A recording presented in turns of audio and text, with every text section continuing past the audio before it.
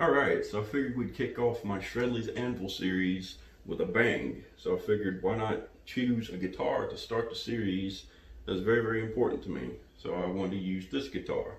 And for those of you that followed my musical journey through the years, you probably already recognize it. This is Old Baby, the Black Super Strat. My made in Mexico guitar that basically made me. Fender Stratocaster. So yeah, when I first got it, it was solid black, had a pearloid white pickguard, which actually ended up on this guitar, Aradine, named after my grandmother. But that's the original pickguard off of this one. And it had all white parts, all the different knobs and the covers, all that was white, chrome hardware. And it actually had a rosewood neck on it, or at least a rosewood fretboard. And this is that original neck right here. Still has the original tuners on it too. They call them vintage. So that's the original neck. And like I said, I swapped all that over, put a black pick guard, all these black plastic pieces, the knobs, the little covers. Even got a new set of black tuners for it.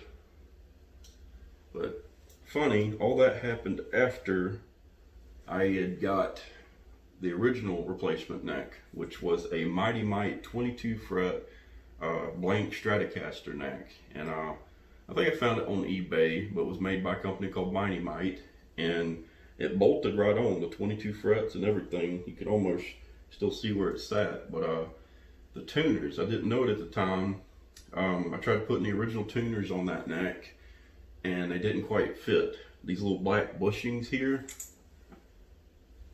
the ones I had at the time, the chrome ones, wouldn't quite fit that neck. And I played my first gig ever when that neck was on this guitar. And I remember I took Scotch tape and wrapped around the little bushings and tucked them down the holes. I learned something very valuable when I did that. Tape acts like a sponge. So it's kind of like rocking a guitar with a Floyd Rose, but not having the lock and nut lockdown. Yeah, it didn't go well. But anyway, that neck ended up on another guitar. I think it was on one of them.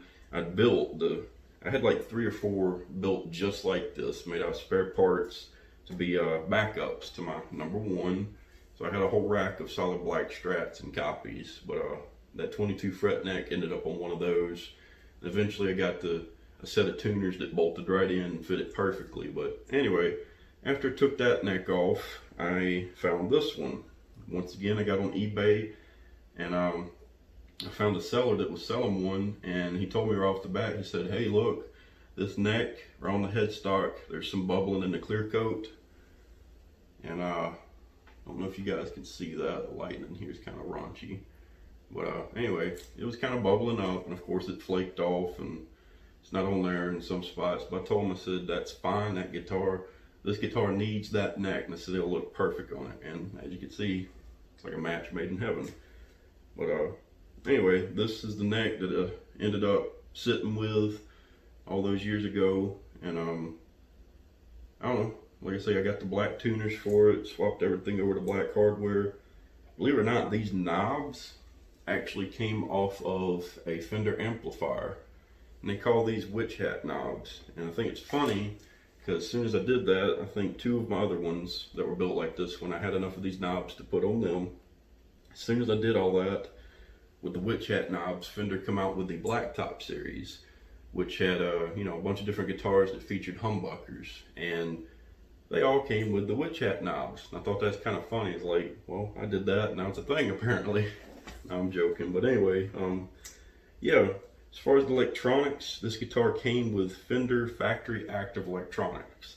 It actually had a little 9-volt battery too, or at least what's left of the box now. But anyway, yeah, it wasn't EMGs or anything like that. It was actives from Fender. And for single coils, this guitar sounded absolutely mean for riffage and everything. And I played it so much all those years ago that the frets are just about flat. The electronics pretty much fried. I don't know if it was sweat and corrosion, but got down in there and it didn't work anymore. So this guitar sat in the case for a couple of years, and then one day I woke up and I was like, I want to fix it. So I went on eBay again, and I found a little cheap $30 pre-wired pick guard, and it came in, and you know, keep in mind I only paid 30 bucks for it. I remember the neck pickup, the wires were all just ripped out of it, and I wasn't mad because, like I say, 30 bucks. But anyway, so I had this theory. I had this guitar in my closet. It was a 1980s made in Japan Stratocaster that someone had set on fire. I mean, it was brutal. It looked like it survived a volcano. But my theory was like, what if that pickup, the neck pickup, still works? So I dropped it in here, you know, in place of the one that was ripped out. And I wired it up, and it works. And it actually has a really, really cool throaty sound to it, you know, real deep blues tone. But so what you see and what you hear is that pre-wired pick guard plus that little neck pickup I put in there. And that's pretty much it. Another fun little fact, almost 10 years ago, I'd put strap locks in this guitar, and one of the screws, so this one right here, it got about a quarter way in and it stripped.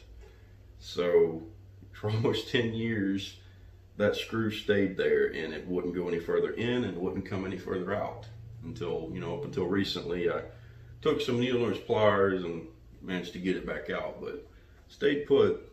And yeah, so what you see here is what I played all through my Rising Legend days, back when that was my band. And then I actually rocked this guitar right when me and Tony formed the Ascension, which would eventually turn into Woken Infinium. In the early days, I still rocked Stratocasters before I swapped to, you know, my pointy Charvels. And I don't know, this guitar still sounds and plays great, even with these cheap, you know, little $30 electronics, if you will.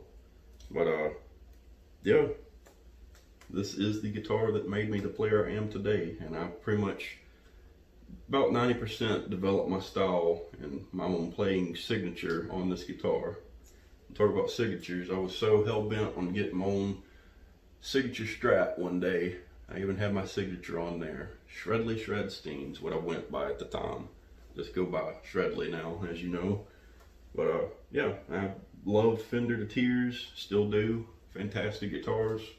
And I've only ever owned, you know, made in Japan and made in Mexico Strats, and I would put them up against any American made one right here, right now. I swear by them. But this guitar has made me proud all through the years, and even though I've retired it recently, still a fantastic instrument. So there you have it.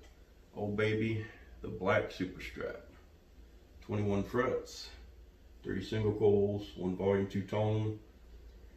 And believe it or not, this bridge I got, you know, solid black one, stayed in tune pretty well.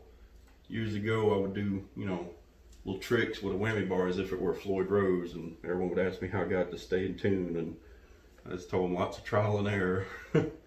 Anyway, there you have it. Old baby, the black Super Strat. So I hope you guys enjoyed it. Be sure to like, comment, share, subscribe, all that good stuff. And be on the lookout. Next video will probably be coming, you know, either on a Monday or Friday. So hope you enjoyed it. Stay tuned.